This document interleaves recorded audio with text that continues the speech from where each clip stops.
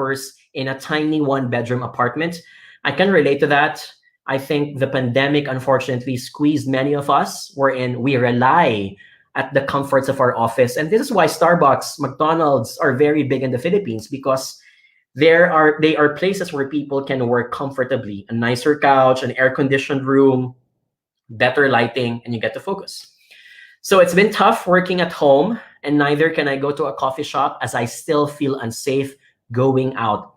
Any tips on how to be focused? May I please throw this question to our viewers? Could you please type? How do you think? I mean, the person cannot throw out his housemates, right? I mean, for all we know, that could be the siblings or the parents. I'd assume that the person may not be able to move out into his or her apartment for now. So that is not an option for them. So could you please type? What would be your recommendation for this? And while you're typing, I'd like to share some of my recommendations. So checklist for this. Number one, have you tried doing what I call as micro adjustments to your environment as well? You can't change the room, but you can change how your mind operates. So for example, let's say, and Ron is saying here now, this depends on the industry and home arrangements. I live alone and got good Wi-Fi connection. So I agree with that. It depends on your industry, but let's assume we're looking at the average normal worker, and that is you're likely dependent on your laptop. You have to do some PowerPoint, Microsoft, website work, etc. I hope that you're not involved in doing contact center work, because it's really tough to do that when you have people in the household. Noise is going to be an issue. So let's assume you're the average reasonable worker. So when I say micro adjustment, I'm talking about the background noise. This works for me a lot. If I am in the airport or if I'm in a flight and I know that I have no choice because you are cramped in a single chair and you can't do anything about it, I'm able to create a bubble of my own environment if I use earphones. If I listen to my own favorite music, shutting myself out from the rest of the world, it sends a message to others that I can't be disturbed. But at the same time, I get to focus only on that music and my laptop. No matter how small or cramped the place is, after a few minutes, you start getting into the zone and you start forgetting that you are in a small, cramped place. So if you can invest in a good set of earphones that shuts you down, takes you into a bubble from the rest of the world, do so. That's the first one. The second one is time. This works for a friend of mine. And in her case, so she's a mom and she has 2 kids, 36-year-old mom. So she has no choice, but it works for her, but to change her time. So when her kids wake up, that's time dedicated for kids. But when kids are asleep, then that's the time that she can start working. So the only thing that she does is that she finds ways to make her children fall asleep as easy as 8 o'clock or 9 o'clock p.m. So she has remaining time for the rest of the day for work. Her kids go to school, but it's online. So that means that she only needs to have them settle down in front of their screens by 9 o'clock or 10 o'clock. She would wake up easily. She would wake up early at 5 o'clock or 6 o'clock instead. And so time could be on your side. Again, not a big fan of this because I need my 7 hours of sleep. But that's an option that I'm sharing with you. All right. Yankee says, explain to the family that you are attending to work already from the time needed. Then they can talk back to you during your break time. That's true. Yes, I would do that.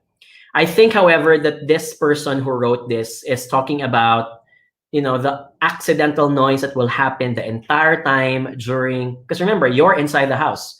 If anyone sees you, they're going to be asking for things. Out of sight, out of mind. Right?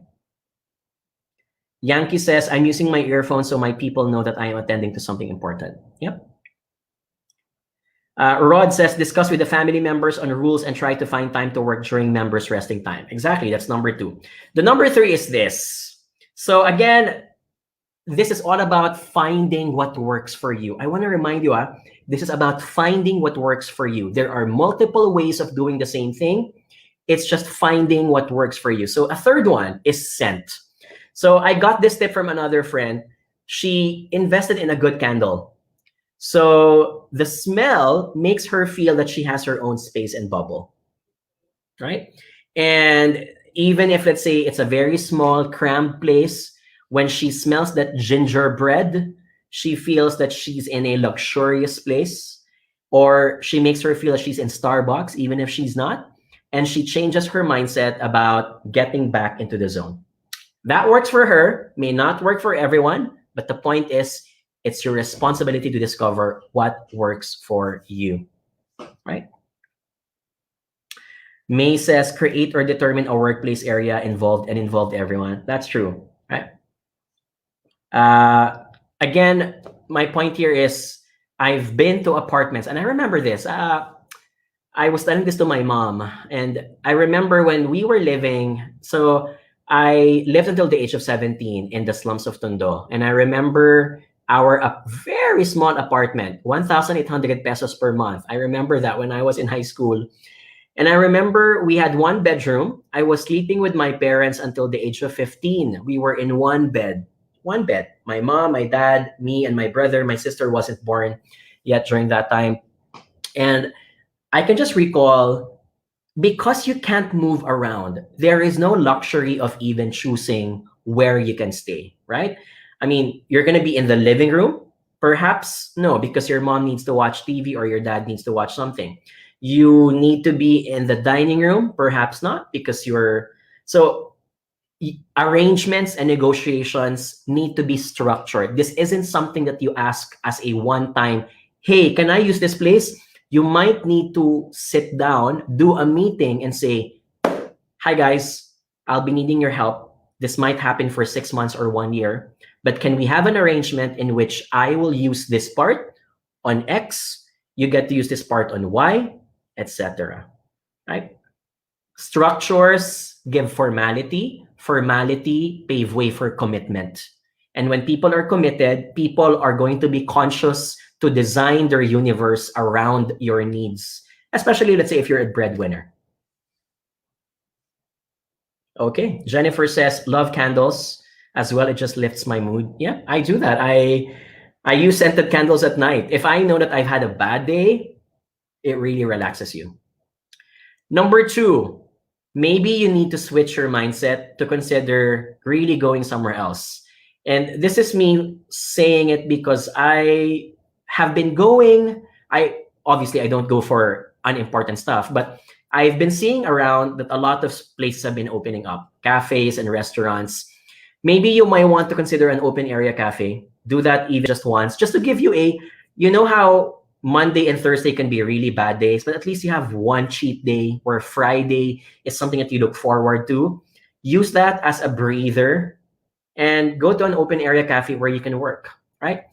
Food court can also work because they're more spacious and there aren't still a lot of people. My only issue is that it's indoors, but the bigger a space is, the more that you get to avoid cramped spaces and might otherwise risk you, right? So you have to weigh, does my paranoia of not being safe can be managed and balance it with the risk of me being afraid to catch COVID versus the productivity that I'm longing and looking for, right? So that's up to you, but you have to calculate your risks, right?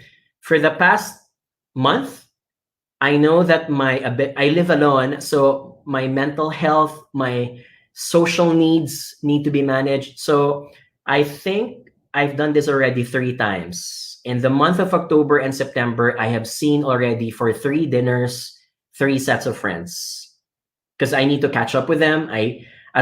So our conditions are, we have to eat outside. We have to be really chairs apart, be obsessed about using alcohol as much as you can, right? And find ways that when you're meeting me, don't meet up with anyone for at least 5 days or 1 week, right? Just so we're sure about it. So be responsible. When I see other people, for example, if I meet my friends on a Saturday night, I will not see my parents the next day, just to be sure. Again, I'm being paranoid, but that's my threshold. Right? Daphne Ong, the cafe and cheat day is something to look forward to every week. Self-care. Yep. You need to structure that, guys. The cheating part, not the cheating with a person, like cheating, let's say, indulging into something that you've been depriving yourself of. You need to schedule it many times. It's not something that can only be done accidentally, or you think you need to do it out of whim. If you don't schedule it, it may not happen. So schedule it, put it in a calendar. Right? And then next,